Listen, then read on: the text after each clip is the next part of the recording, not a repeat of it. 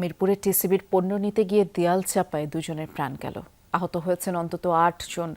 এদের মধ্যে আশঙ্কাজনক একজনকে ঢাকা মেডিকেলে আর একজনকে পঙ্গু হাসপাতালের আইসিইউতে রাখা হয়েছে। স্বজনদের অভিযোগ, ধসে পড়া মিরপুর কলেজের দেয়ালটি ৬ মাস ধরেই নড়বড়ে অবস্থায় ছিল, কিন্তু গা করেনি কলেজ কর্তৃপক্ষ। যেন এক বিধ্বস্ত জনপদ। এই ধ্বংসস্তূপে চাপা পড়ে মারা গেছে ২টি প্রাণ।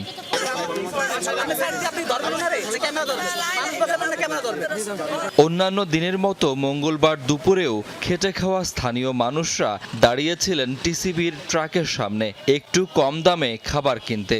ঠিক সেই সময় মিরপুর কলেজের দেয়ালটি হঠাৎই ধসে পড়ে। ইটের স্তূপের নিচে বয়স্ক আর দুর্বল মানুষগুলো নড়ারও সুযোগ পাননি।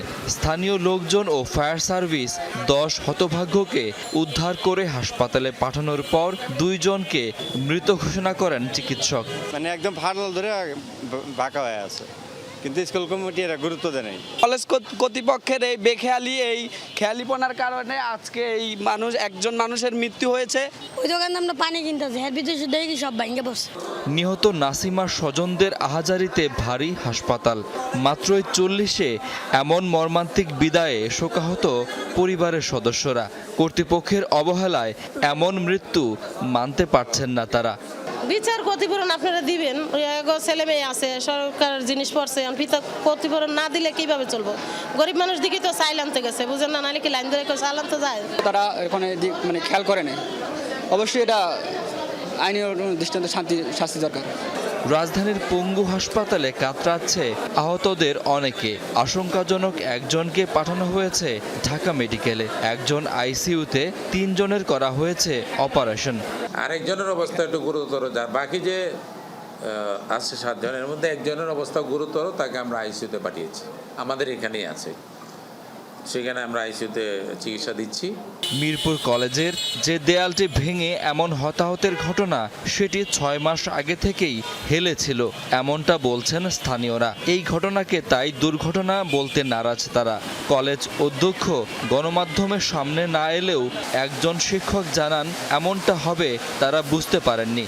পূর্ণ অর্থাৎ খুব দ্রুতই ভেঙে পড়বে, ধসে পড়বে, এরকম কোনো বিষয়ে কখনো মনে হয় না আর কি। কিন্তু এটা পরিকল্পনায় ছিল যে এই কাজগুলি করবো, আমরা করে ফেলবো।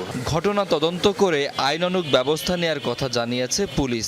সাথে আমরা কথা বলেছি যাতে বাকি ওয়ার্ডটুকু অপসারণ করে। যারা ছিল আহত হয়েছে সবাই টিসিবির পণ্যের জন্য লাইন দিয়ে দাঁড়াইছিল। আমরা এসে কিছু চাল পেয়েছি, যাদের চাল সরবরাহ করা হয়েছিল সেসব চাল আমরা মাটিতে পড়ে থাকা অবস্থায় দেখতে পেয়েছি আর কি। দেয়ালটির পাশের ফুটপাত দিয়ে শিক্ষার্থী ও পথচারীরা চলাচল করত। এমনকি ১১ ফুটের বেশি দেয়ালের উচ্চতা হলেও এতে ছিল না কংক্রিটের ঢালাই। গাড়ি চাপায় মৃত্যু, ট্রান্সফরমার বা সিলিন্ডার বিস্ফোরণে মৃত্যু খুব সহজ এই শহরে। প্রতিনিয়ত ঘটছে এমন ঘটনা। পৃথিবীর আর কোথাও এমন সহজ মৃত্যু সম্ভব কিনা তা প্রশ্ন সাপেক্ষ।